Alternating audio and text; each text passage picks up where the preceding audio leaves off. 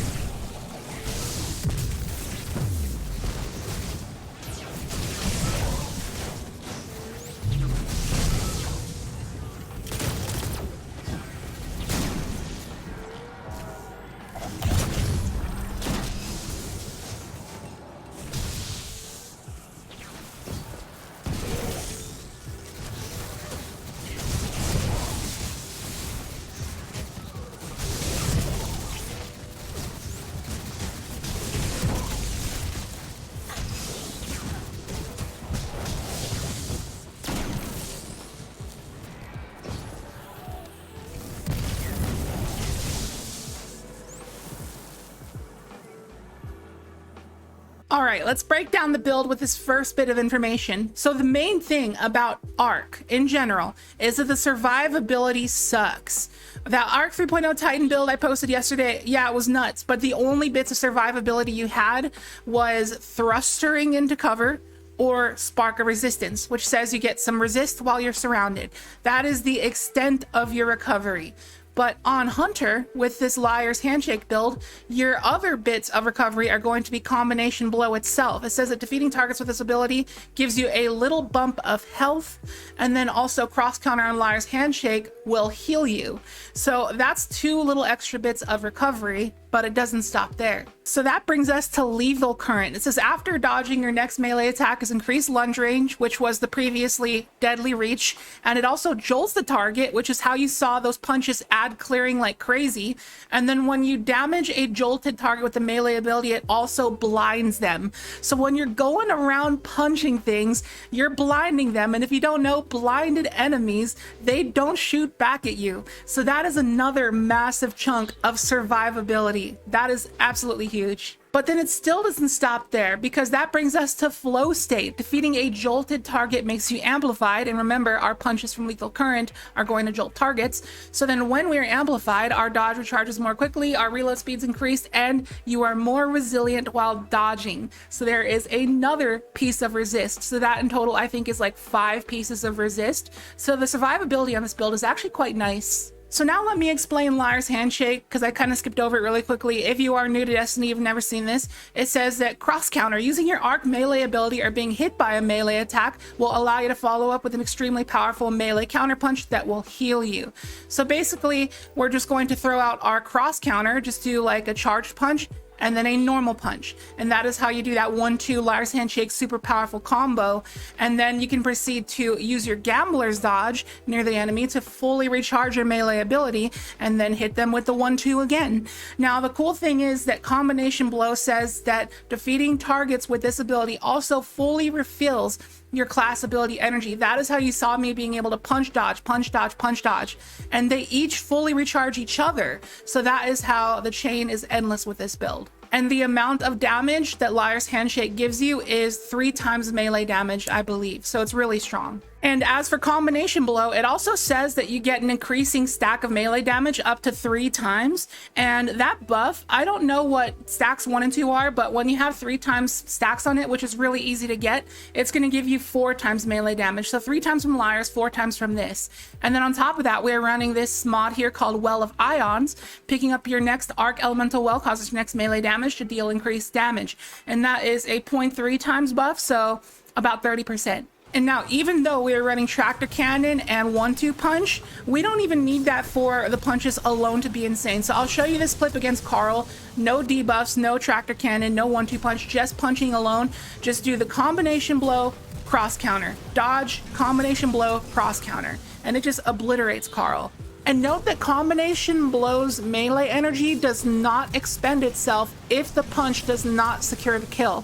So you can constantly just go combo cross counter against a major endlessly. So you don't even have to dodge. The reason I said dodge is because it's giving you that lethal current buff. And just for damage comparison, here is a clip with a rocket launcher, the Godroll crafted Palmyra B against Carl. And as you can see, it's doing pitiful damage, takes like 4 rockets, which is like over half our reserves.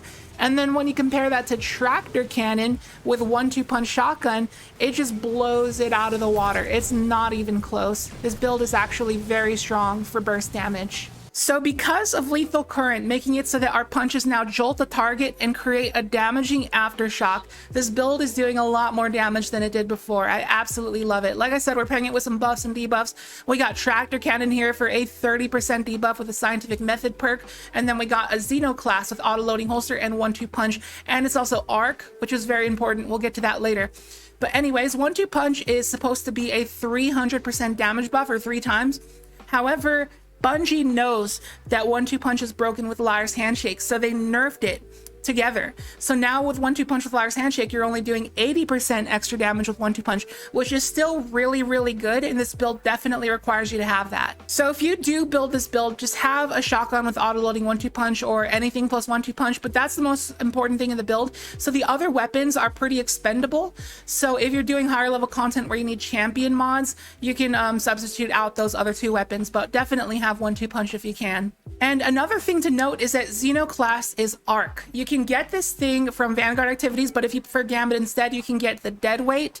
But I highly recommend the Xeno class because it has way better handling. Anyways, it's very important that it's Arc because we are running Spark of Bacon, so that when you're amplified, which pretty much because of flow state, we're amplified at all times. So with this, it says while you're amplified, your Arc special weapon final blows create a blinding explosion. And this is yet another form of survivability. We just get a kill with the Xeno class, and that's going to make a little burst that blinds enemies around the area. So that is very nice to have as well. So what the heck is up with this peace bond? Well, the reason I'm running this is because it has Demolitionist. And like I mentioned in the part 1 video, that this is also a grenade build, believe it or not. It's not only melee, but it's also grenade. Because of the fact that combination blow and Gambler's Dodge are infinitely recharging each other, and we're just going to go punch, dodge, punch, dodge, punch, dodge, we are dodging a lot. And when we dodge a lot, we are constantly proccing Double Bomber on our class item that reduces our grenade cooldown when we dodge. And on top of that, we're running Bountiful Wells, so that elemental well mods that make elemental wells will now stack. So we have 2 copies of Melee Well Maker. So when we get a combination blow, final blow, it's going to create 3 Arc elemental wells, giving us a massive chunk of grenade energy. And then the grenades of choice we're using is arc bolts, because we're up in the face of enemies punching. We don't want to throw grenades that would kill ourselves. So arc bolts, they do not do any self damage. So you can throw them at your feet and it's perfectly fine. And then on top of that, we have Spark of Shock, so that our arc grenades are going to jolt targets and chain lightning, just like if you were wearing Lucky Raspberry. So this is a very, very potent grenade build as well. You don't even need that much discipline investment. I only have 3 and it works just fine. And then for our additional mods of note, we are running momentum transfer on our gloves, so that causing damage with the grenade reduces our melee cooldown. It's not really too useful, but it's decent for situations where you run out of your combination blow and dodge charge, like you had an accident and you need to get that energy back. But it's not the most important thing in the world. It can be substituted for champion mods if you need it. And then on our helmet, we are running hands-on, so that getting melee kills is going to give us bonus super energy. So this could also be a super build as well if you can get up to 7 intellect. I personally cannot, because I'd highly recommend going for 100 mobility, resilience, and strength. However, you really don't need strength since combination blow is constantly being recharged by your gambler's dodge. So you can substitute that for having 7 intellect, or try to get as much discipline as you can for the grenade portion of your build. So that is what I'd recommend. And as usual, for the last few minutes of the video, I'm just going to play out some more gameplay with this build. And as that's starting to play out, I'll do my outro here. So thank you so much for watching. I hope you enjoyed. If you did, be sure to hit that like button and leave a comment. Those 2 actions really help the algorithm and the video's performance. And if you have any ideas on how to improve upon this build, feel free to share your ideas in the comments down below. Feel free to leave your feedback and suggestions. Let me know what kind of ARC 3.0 content you want to see next, and I will catch you in the next video. Peace out.